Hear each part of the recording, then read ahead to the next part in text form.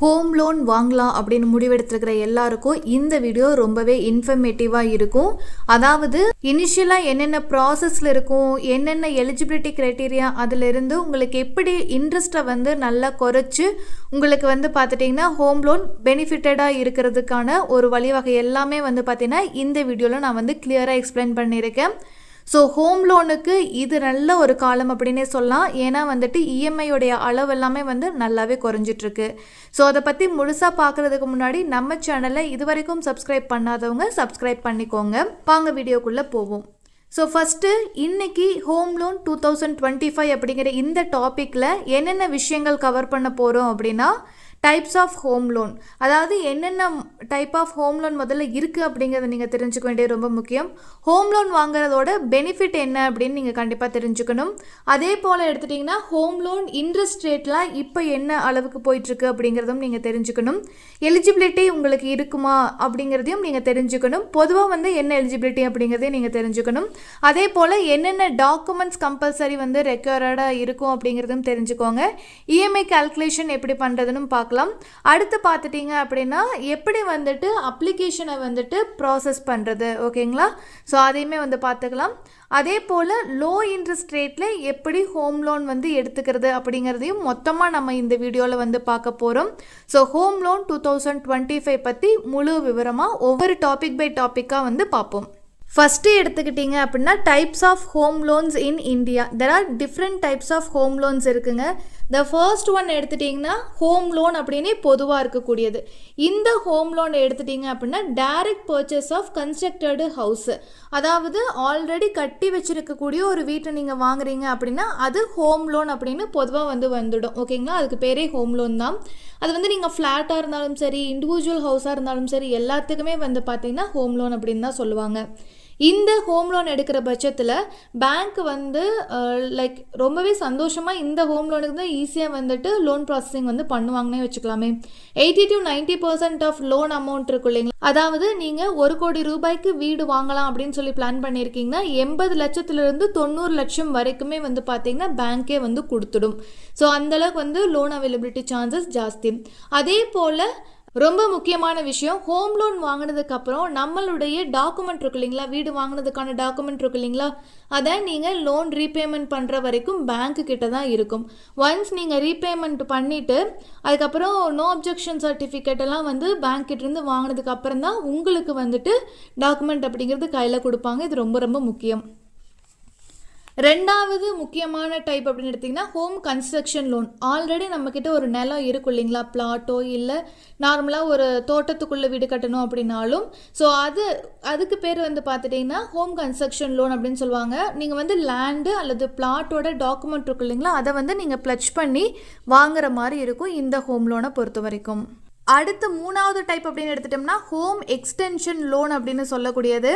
அதாவது நீங்கள் second floor extend பண்ணுறது, தேர்ட் ஃப்ளோர் கட்டுறது, இல்லை அப்படின்னா பார்த்தீங்கன்னா வீட்டை இன்னும் கொஞ்சம் ஜாஸ்தியாக வந்து சுற்றளவையே ஜாஸ்தி பண்ணி கட்டுறேன் அப்படின்னு சொல்லிலாம் சொல்கிறீங்கன்னா அதுக்கெல்லாம் ஹோம் எக்ஸ்டென்ஷன் லோன்னு சொல்லுவாங்க. இது ஒரு டைப்பு. எல்லாத்துக்குமே தனித்தனியாக வந்து பார்த்தீங்கன்னா கொஞ்சம் வித்தியாசப்படுன்னு வச்சுக்கோங்களேன். அதே போல் ஹோம் இம்ப்ரூவ்மெண்ட் லோன், அதாவது பழைய வீட்டை நீங்கள் ரெனோவேட் பண்ணணும் அப்படின்னு நினைக்கிறீங்கன்னா நீங்கள் ஹோம் இம்ப்ரூவ்மெண்ட் லோன் தான் எடுக்க முடியும், ஹோம் லோன் வந்து எடுக்க முடியாது. அதே போல் காம்போசிட் ஹோம் லோன், இது வந்து பார்த்துட்டிங்கன்னா கிடைக்கிறது நல்ல சேலரி இருக்கக்கூடிய அல்லது நல்ல வருமானம் இருக்கக்கூடியவங்களுக்கு தான் மெயினாக கிடைக்கும். அதாவது லேண்ட் பர்ச்சேஸு அதே போல் வீடு கட்டுறது, இது ரெண்டுக்குமே சேர்த்து சிங்கிளாக ஒரு லோன் எடுக்கிறது. பொதுவாக வந்து இருக்கிற லேண்டில் வீடு கட்டுறது இல்லைனா வீட்டை வந்து மொத்தமாக வாங்குறது அப்படி பண்ணுவோம். லேண்டையும் வாங்கி எனக்கு பிடிச்ச மாதிரி ஹோம் கன்ஸ்ட்ரக்ஷனும் பண்ணணும் அப்படின்னு நினைக்கிறவங்களுக்கு காம்போசிட் ஹோம் லோன் எடுக்கிறீங்கன்னா சிங்கிள் லோனாகவே வந்து பார்த்தீங்கன்னா உங்களுக்கு அமைஞ்சிடும். ஸோ இது வந்து பார்த்தீங்கன்னா ஒரு பெஸ்ட் ஆப்ஷன். ஸோ இந்த மாதிரி 5-6 டைப் வந்து இருக்குது. உங்களுக்கு முக்கியமானது உங்களுக்கு நான் சொல்லியிருக்கேன். ரெண்டாவது benefits of home loan. So home loan எடுக்கிறனால என்ன பெனிஃபிட் அப்படின்னு தெரிஞ்சுக்கணும் இல்லைங்களா? ஃபஸ்ட்டு ஒன் வந்து பார்த்தீங்கன்னா டேக்ஸ் பெனிஃபிட் தான். ஸோ நீங்கள் இப்போது ஒரு சேலரிடு பர்சனாக இருக்கீங்க அப்படின்னா நீங்கள் வீட்டு கடன் வாங்குகிற பட்சத்தில் செக்ஷன் 80C கீழே நீங்கள் பிரின்சிபல் அமௌண்ட், அதாவது ஹோம் லோன் வாங்குறீங்க இல்லையா, அதுலேயே வந்து பிரின்சிபலுக்கே வந்து பார்த்தீங்கன்னா உங்களுக்கு 1.5 lakh rupees வந்துட்டு உங்களுக்கு டேக்ஸ் வந்து கட்ட வேண்டியதில்லை. அதே போல் செக்ஷன் 24 கீழே நீங்கள் வருஷம் ஹோம் லோனுக்கு இன்ட்ரெஸ்ட் கட்டுவீங்க இல்லையா பேங்க்கு, அதுக்கு 2 லட்ச ரூபாய் இருக்கு இல்லைங்களா, அதுக்கு நீங்கள் டேக்ஸ் பே பண்ண வேண்டியதில்லை. அதாவது உங்கள் சேலரியில் ஃபஸ்ட்டு பிரின்சிபலுக்கு வந்து 1.5 லட்ச ரூபா வந்து நீங்கள் டேக்ஸ் பே பண்ண வேண்டியதில்லை வீடு வாங்குறனால. வருஷம் செக்ஷன் 24 கீழே 2 லட்ச ரூபா நான் வந்து வீட்டு லோன் கடன் அடைக்கிறதுக்கு இன்ட்ரெஸ்ட்டுக்கு மட்டும் போகுது அப்படிங்கிற மாதிரி நீங்கள் செட் பண்ணிட்டீங்கன்னா டேக்ஸ் வந்து கட்ட வேண்டியதில்லை.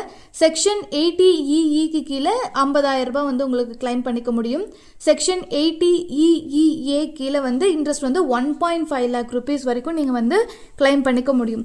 கிட்டத்தட்ட வந்து பார்த்துட்டிங்கன்னா உங்களுக்கு 4 லட்ச ரூபா. ஓகேங்களா. ஸோ 4 லட்ச ரூபா வரைக்கும் உங்களுக்கு டேக்ஸ் பெனிஃபிட் அப்படிங்கிறது ஒரு வருஷத்துக்கு இருக்கும். ஓகேங்களா. ஸோ அப்போ நீங்கள் ஒரு 25 வருஷம் லோன் கட்டுறீங்க அப்படின்னாலும் 25 வருஷமே உங்களுக்கு வந்து இந்த ஒரு டேக்ஸ் பெனிஃபிட் அப்படிங்கிறது இருக்கும். அடுத்து இன்ட்ரெஸ்ட் ரேட்டு, இது ரொம்ப ரொம்ப முக்கியங்க. ஹவுசிங் லோன் எடுக்கிறோம் அப்படின்னா அதோட இன்ட்ரெஸ்ட் ரேட் வந்து அதிகபட்சமாக 8.15% தான் வந்து ஸ்டார்ட் ஆகும். உங்களுக்கு அதிகபட்சம் 10.5 11.5% வரைக்கும் இன்ட்ரெஸ்ட் வந்து இருக்கும். அதுவே நீங்கள் பர்சனல் லோன் எடுக்கிறீங்க அப்படின்னா உங்களுக்கு 10.3% தான் உங்களுக்கு ஸ்டார்ட்டே ஆகுது. ஓகேங்களா. ஸோ அப்போது பொதுவாக வந்து ஹவுசிங் லோன் எடுத்து நீங்கள் அதுக்கு ஒரு வட்டி கட்டுறீங்க அப்படின்னா இட் இஸ் ரியலி ஒர்த்துன்னு நான் சொல்லுவேன். ஏன்னா கம்பேரிட்டிவ்லி உங்களுக்கு 2-2.5% வந்து வித்தியாசம் இருக்குது. இப்போ வந்து பார்த்திங்கன்னா ஹவுசிங் லோன் நல்லாவே குறைஞ்சிருக்கு. ஆல்மோஸ்ட் வந்து 7.15% 7.35% வரைக்குமே வந்து குறைஞ்சிருக்கு. கொஞ்சம் அதை நோட் பண்ணி அதுக்கேற்றாப்புல நீங்கள் வந்து ஹோம் லோன் எடுக்கணும் அப்படின்னா தாராளமாக வந்து வாங்கிக்கலாம். ஸோ ஹவுசிங் லோனோட இன்ட்ரெஸ்ட் தான் வந்து இருக்கிறதுல கம்மி compared to personal loan. So personal loan வாங்குறத விட ஹவுசிங் லோன் வாங்கி நம்மளுக்கான ஒரு அசட்டை கிரியேட் பண்ணிக்கிறதுக்கு இது ஒரு பெஸ்ட் டைம்னு நான் சொல்லுவேன். அடுத்து லீகல் செக்கு, இது ரொம்ப ரொம்ப முக்கியம். நிறைய பேருக்கு தெரியுமான்னு கூட எனக்கு தெரியல. அதாவது நம்ம வீடு வந்து வாங்குகிறோம் அப்படின்னா லீகல் பிரச்சனையெல்லாம் இருக்கா இல்லையா அப்படின்னு நம்ம போய் பார்க்க முடியாது. ஓரளவுக்கு தான் நம்மளுக்கு தெரியும் இல்லைங்களா.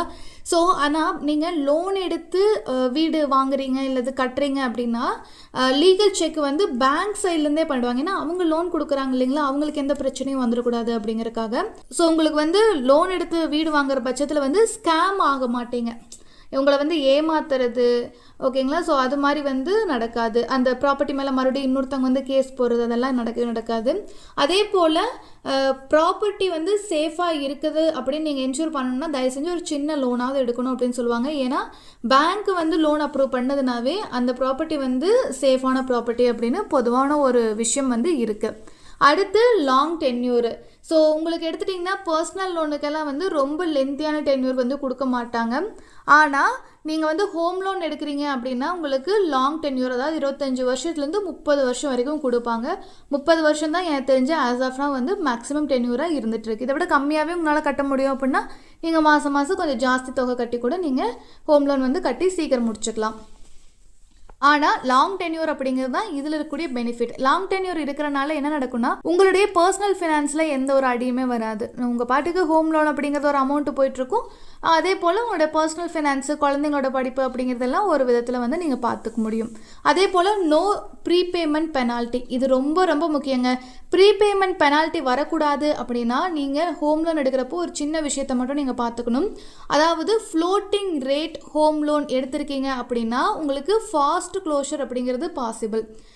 எக்ஸாம்பிளுக்கு எடுத்துட்டிங்கன்னா ஃபிக்ஸ்டு ரேட் ஹோம் லோன் அப்படின்னு இருக்குது. ஃபிக்ஸ்டு ரேட் ஹோம் லோன்னா நீங்கள் இன்றைக்கி என்ன ரேட்டில் இன்ட்ரெஸ்ட் ரேட்டில் ஹோம் லோன் எடுத்திருக்கீங்களோ அதையே வந்து பார்த்தீங்கன்னா நீங்கள் 30 வருஷத்துக்குமே வந்து கட்டுற மாதிரி இருக்கும். ஸோ நீங்கள் அப்படி கட்டுறீங்க அப்படின்னா என்ன நடக்கும் அப்படின்னு வந்து பார்த்துட்டிங்கன்னா நீங்கள் ப்ரீபேமெண்ட்டு ஒரு 15 வருஷம் கழித்து உங்களுக்கு லம்சமாக கையில் வருதுன்னா நீங்கள் ப்ரீபேமெண்ட் பண்ணுறப்போ உங்களை பெனால்ட்டியோட வந்து கட்ட சொல்லுவாங்க, இன்ட்ரெஸ்ட் ரேட்டையும் சேர்த்து கட்டுற மாதிரி வந்து சொல்லுவாங்க.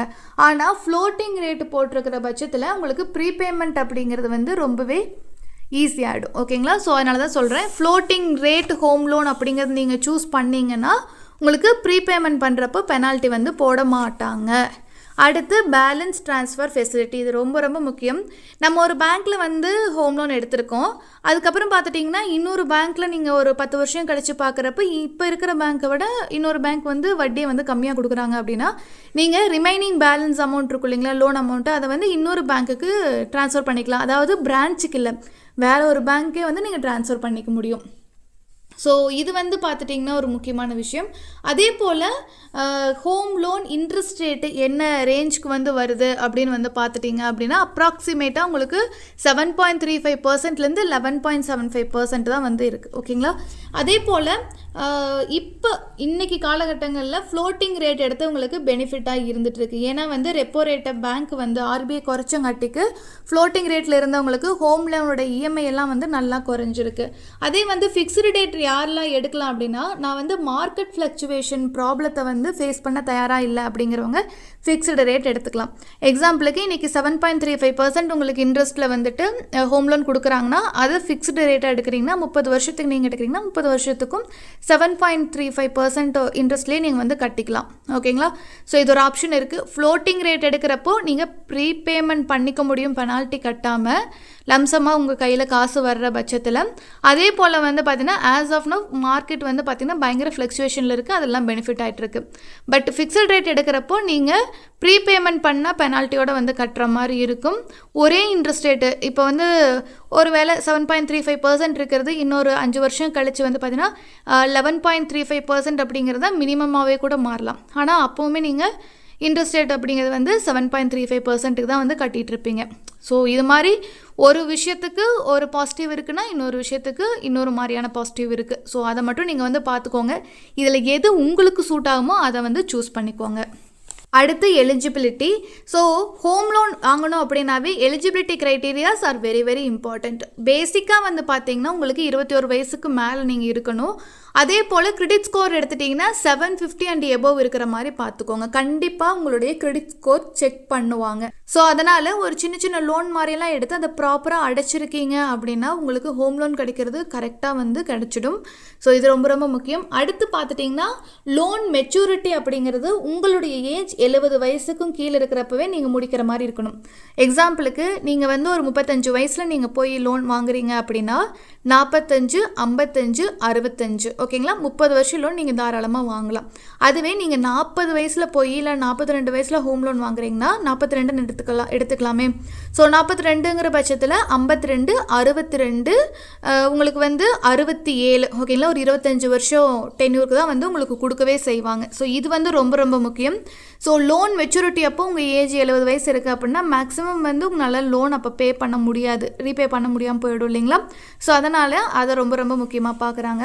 அதே போல் ஸ்டேபிள் இன்கம் சோர்ஸ் இருக்கா அப்படின்னு வந்து பார்ப்பாங்க. As of now minimum salary வந்து 35,000 மாதம் இருக்கணும். இது நான் ரொம்ப ரொம்ப கம்மியாக சொல்லியிருக்கேன். பட் ஆனால் ஸ்டேபிள் இன்கம் சோர்ஸ் வந்து உங்களுக்கு இருக்கணும்னு செக் பண்ணுவாங்க. அதே போல் மினிமம் சேலரி 35,000க்கு மேலே இருந்தால் தான் உங்களுக்கு லோனுக்கு நீங்கள் யோசிச்சே பார்க்க முடியும். அதே போல் டாக்குமெண்ட்டு. ஸோ என்னென்ன டாக்குமெண்ட்ஸ் வந்து பேசிக்காக தேவைப்படுது அப்படின்னு பார்த்தீங்கன்னா, ஒரு சேலரிடு பர்சனாக இருக்கிற பட்சத்தில் உங்களுக்கு அப்ளிகேஷன் ஃபார்ம் வந்து கொடுக்கணும், ஐடி ப்ரூஃப் ஓகேங்களா. ஸோ நீங்கள் இந்தியன் தான், அதே போல் உங்களோட ப்ராப்பர் ஐடிஸ் எல்லாமே வந்து கொடுக்கணும். அதே போல் லாஸ்ட்டு 6 மந்த்ஸோட பேங்க் ஸ்டேட்மெண்ட், நீங்கள் இதுக்கெல்லாம் செலவு பண்ணியிருக்கீங்க எல்லாமே ஓகேங்களா, சேலரி எதுக்கெல்லாம் வந்திருக்கு, ஏதாவது லோன் கட்டியிருக்கீங்களா அப்படிங்கிறதெல்லாம் பார்ப்பாங்க. அதே போல் லாஸ்ட்டு உங்களுக்கு வந்து 3 மந்த்ஸோட சேலரி ஸ்லிப்பும் கேட்பாங்க, ஃபார்ம் 16. இது எல்லாமே வந்து உங்களுக்கு சேலரிடு பர்சனாக இருக்கிற பட்சத்தில் ஹோம் லோனுக்கு கேட்கக்கூடிய டாக்குமெண்ட்ஸ், பேசிக்கான டாக்குமெண்ட்ஸ். அதே போல் பிஸ்னஸ் மேனாக இருக்கீங்க அப்படின்னா லாஸ்ட்டு 3 இயரோட பிஸ்னஸ் ப்ரொஃபைல் வந்து கேட்பாங்க. 3 வருஷம் உங்களுக்கு எப்படி வந்து பிஸ்னஸ் போச்சு அப்படிங்கிறது வந்து கேட்பாங்க. ஐடி ரிட்டர்ன் லாஸ்ட் 3 இயரோடது கேட்பாங்க. அதே போல் லாஸ்ட்டு 3 இயரோட பேலன்ஸ் ஷீட், அதாவது வந்து ப்ராஃபிட் லாஸ் வந்து உங்களுக்கு மொத்தமாக போட்டு பேலன்ஸ் ஷீட் வச்சுருப்பீங்க இல்லையா, இது எல்லாமே நீங்கள் லாஸ்ட்டு 3 இயருக்கு வந்து ஒரு பிஸ்னஸ் மேனாக இருக்கிற பட்சத்தில், செல்ஃப் எம்ப்ளாய்டாக இருக்கிற பட்சத்தில் நீங்கள் கொடுத்தே ஆக வேண்டியது ரொம்ப ரொம்ப முக்கியம். இதை தாண்டி மேலே இருக்கக்கூடிய ஐடி ப்ரூஃப், அப்ளிகேஷன் இதெல்லாமே வந்து கொடுக்குற மாதிரி இருக்கும் ஓகேங்களா. ஸோ இன்கம் அப்படிங்கிறது வந்து ரொம்ப கிளாரிட்டியாக எப்படி வருது, நீங்கள் எப்படி பணத்தை மேனேஜ் பண்ணுறீங்கிறது எல்லாமே பார்த்தா உங்களுக்கு வந்து லோன் கொடுப்பாங்க. அடுத்து ரொம்ப ரொம்ப முக்கியம், எப்படி வந்து அப்ளை பண்ணுறது, அந்த ப்ராசஸ் என்ன அப்படின்னு பார்த்துக்கலாம். ஸோ ஃபஸ்ட்டு பேங்க்குக்கு நீங்கள் விசிட் பண்ணுங்கள் ஓகேங்களா. உங்களுக்கு நியர்பை பேங்க்கு, உங்களுக்கு எந்த பேங்க்கில் லோன் கிடைக்குமோ அந்த பேங்க்கு விசிட் பண்ணிவிட்டு ஃபர்தராக என்னென்ன ப்ராசஸ் பண்ணணும் அப்படிங்கிறத தெரிஞ்சுக்கோங்க.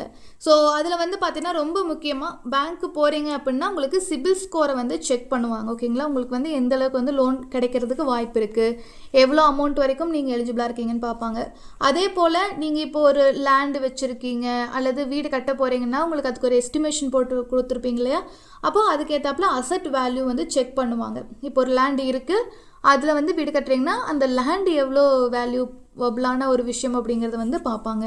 அதே போல் கால்குலேஷன் ஆஃப் எலிஜிபிலிட்டி, ஓகேங்களா. உங்களுக்கு எலிஜிபிலிட்டி கால்குலேஷன் அப்படிங்கிறது உங்களுடைய சேலரி, உங்களுக்கு வந்து வேறு ஏதாவது இஎம்ஐ போயிட்டுருக்கு அப்படின்னா அது எல்லாமே வச்சு எலிஜிபிலிட்டி கால்குலேஷன் பண்ணுவாங்க. இன்கம், அதே போல் இன்கம் சோர்ஸ் வந்து உங்களுக்கு கிரெடிபிளாக இருக்கா, நல்ல ஒரு கம்பெனியில் வேலை செய்கிறீங்களா, ப்ராப்பராக தான் நீங்கள் வேலைக்கு போயிட்டுருக்கீங்களாங்கிறதெல்லாம் பார்ப்பாங்க.